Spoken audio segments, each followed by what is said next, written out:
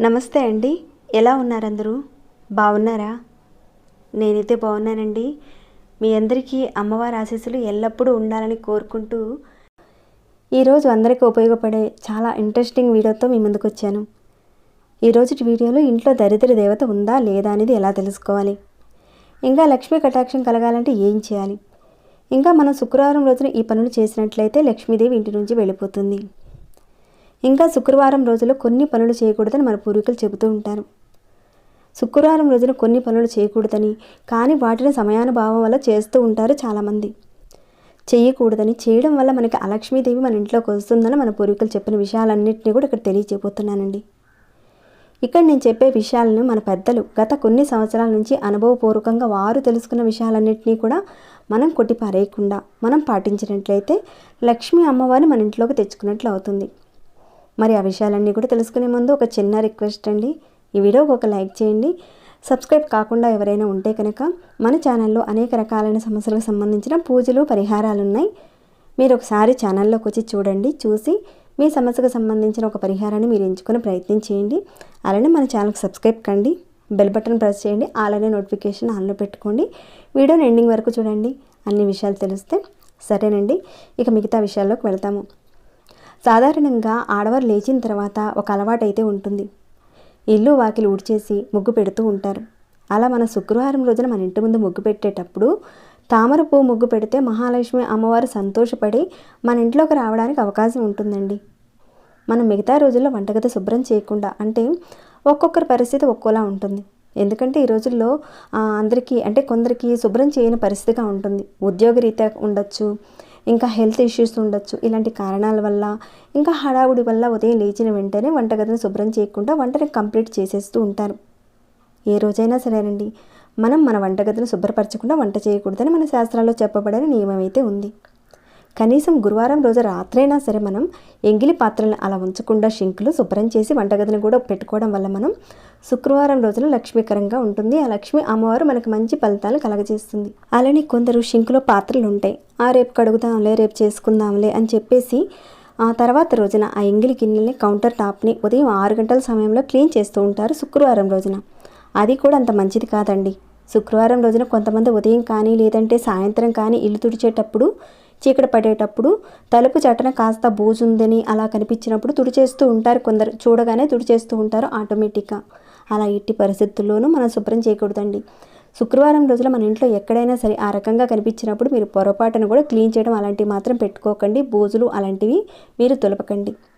ఇంకా ఇల్లు తుడిచేటప్పుడు, అంటే ఉదయం అయినా సరే సాయంత్రం అయినా సరే మనం ఇల్లు తుడుచుకుంటూ ఉంటాం కదండి, మీరు సాయంత్రం పూట తుడిచేటప్పుడు 4:30 గంటల లోపలే మీరు తుడవండి. తర్వాత తుడవడం అనేది అంత మంచి విషయం కాదండి.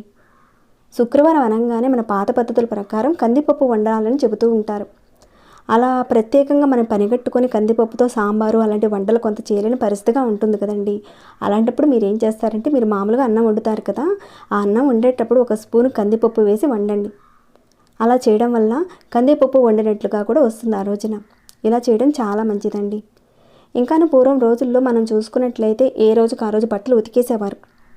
ఇప్పుడున్న పరిస్థితుల్లో ప్రతిరోజు బట్టలు ఉతకడం అనేది కొంత కుదరని పనిగా ఉంటుంది కొంతమందికి. అంటే ఉతికేవారు రాక కానీ, లేదంటే భార్యాభర్తలు ఇద్దరు కూడా ఉద్యోగస్తులు కావడం వల్ల కానీ ప్రతిరోజు ఉతకడం కుదరకపోవచ్చు. అలా మాసిన బట్టలన్నింటినీ కూడా ఒక మూలన పెట్టేసి కొందరైతే శుక్రవారం రోజున ఉతుకుతారు. అలా చేయడం చాలా తప్పు విషయం అండి. వీలైనంత వరకు మీరు శుక్రవారం రోజున కాకుండా గురువారం రోజున బట్టలు ఉతుక్కునే పని ఉంటే కనుక ఆ రోజులు ఉతుక్కోండి. శుక్రవారం రోజున మాత్రం బట్టలు ఉతకూడదు. మరి మేము శుక్రవారం రోజున కూడా ఉతుక్కుంటామండి అని అంటారేమో. అంటే ఇక్కడ ఏంటంటే చెప్పేది, మీరు మూట కట్టేసి ఒకేసారి మూట కట్టి మీరు ఉతకడం అనేది చేయకూడదు. ఏ రోజుకి ఆ రోజు బట్టలు అనేటివి మీరు గురువారం రోజులోను, శుక్రవారం రోజు, మంగళవారం రోజులు ఎప్పుడైనా సరే మీరు ప్రతిరోజు మీరు ఉతుక్కోవచ్చు. కానీ అన్ని రోజులు కలిపి ఉంచిన ఒక మూటగా కట్టిన బట్టలన్నీ కూడా ఒక చోట పెట్టేసి మీరు ఉతుకుతారు కదండి. అలా మీరు శుక్రవారం రోజునైతే అలాంటి బట్టలను అయితే మీరు ఉతకకూడదు. అలా చేయడం వల్ల దరిద్రాన్ని మీరు కోరి తెచ్చుకున్న వాళ్ళు అవుతారు. కొందరికి ఇళ్లల్లో చెత్త వేసే బుట్ట, అలానే చేట చాలా హీనమైన స్థితిలో ఉంటుందండి. దాని నిండా మురికి పట్టేసి చెత్తంతా అంటుకుపోయి ఉండడము, అలా క్లీన్ చేయకుండా డస్ట్బిన్స్ అలాంటివి ఉండడము, చెత్త బయట పడేయకపోవడం వల్ల కూడా ఒక బ్యాడ్ స్మెల్ అనేది వస్తూ ఉంటుంది. ఎక్కడైతే ఒక బ్యాడ్ స్మెల్ వస్తుందో అక్కడ దుష్ట శక్తులు, చెడు శక్తులు ఆవహిస్తాయి. అందుకని ఏ రోజుకి ఆ రోజు చెత్తను బయటపడేయాలి.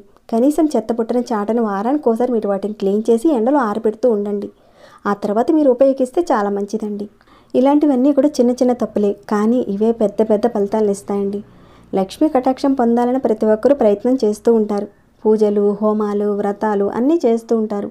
మనం ఎన్ని పూజలు చేసినా కానీ మనకు ఫలితం రావడం లేదంటే ముందు దరిద్ర దేవతను బయటకు పంపించాలి. అందుకని మీరు ఇలాంటి తప్పులు చేయకుండా ఉండండి.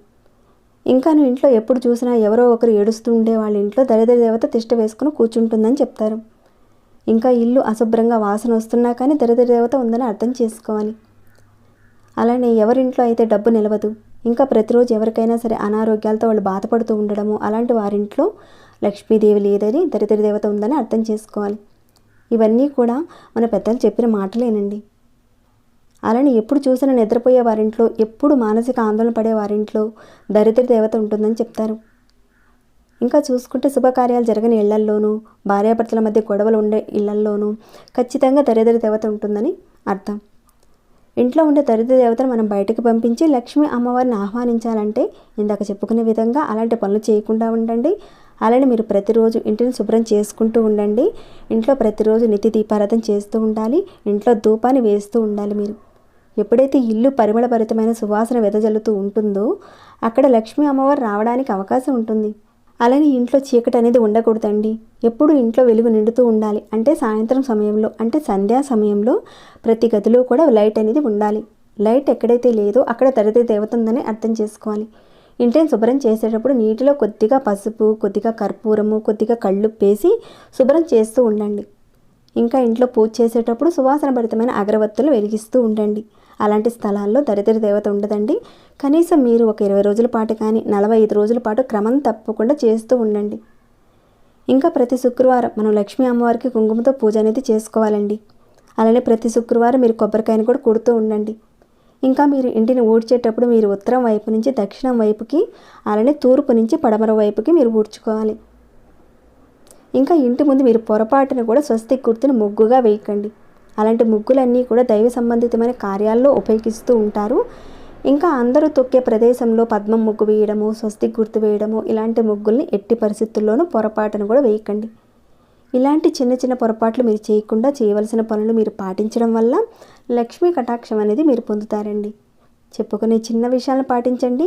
ఏ పూజ అయినా, ఏ నోమైనా, ఏదైనా సరే మనకు మంచి ఫలితాలను తెచ్చిపెడుతుంది. తప్పకుండా పాటిస్తారని నేను భావిస్తున్నాను. మరి ఈ వీడియో మీ అందరికి ఉపయోగపడిందని అనుకుంటున్నానండి. మరి ఒక చిన్న లైక్ చేయండి. సబ్స్క్రైబ్ కాకుండా ఉంటే మన ఛానల్కి సబ్స్క్రైబ్ చేసుకొని ప్రతిరోజు మన ఛానల్లో ఉన్న వీడియోస్ని చూస్తూ ఉండండి. మరొక భక్తి వీడియోలో మళ్ళీ మిమ్మల్ని కలుసుకుంటాను. అంతవరకు సెలవు.